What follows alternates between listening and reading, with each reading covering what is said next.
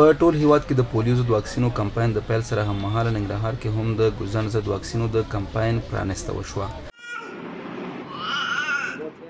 د ننګرهار عامې روغتیا ریاست د قتلوي معافیت امیر ډاکټر حکم خان ګلابزوی وایي د ختیځ ننګرهار په ګډون د افغانستان په ټولو ولایتونو کې د پولیو یا ګوزن ضد واکسینو کمپاین پیل شو چې پر مهال به یې ننګرهار کې 8,40,000 او په ټول ختیځ کې 12,80,000 د 15 کلونو کم عمره ماشومان واکسین شي.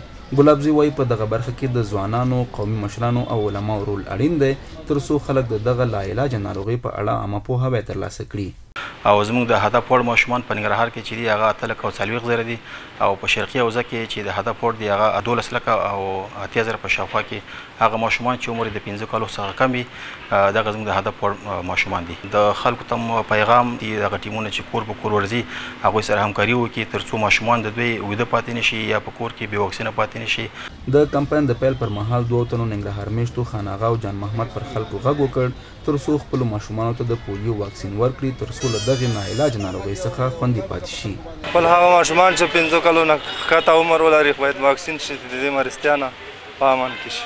واکسین خاطر از این فایده داره که اشتکار از گرد و شل بچ میکنه. پلو خاطر از این فایده اشتکار بسیار فایده برشان میرسانه. د روغتیايي چارواکو د معلوماتو پر اساس کال ننګرهار کې د پولیو 15 مثبت پیښې ثبت شوي دي. هم باور ده که خلک د حفظ الصحې د مراعاتولو سربیره خپل د 15 کلونو کم عمره ماشومان د پولیو د هر کمپاین پر مهال واکسین کړي نو له دغې ناروغۍ به خوندي پاتې شي.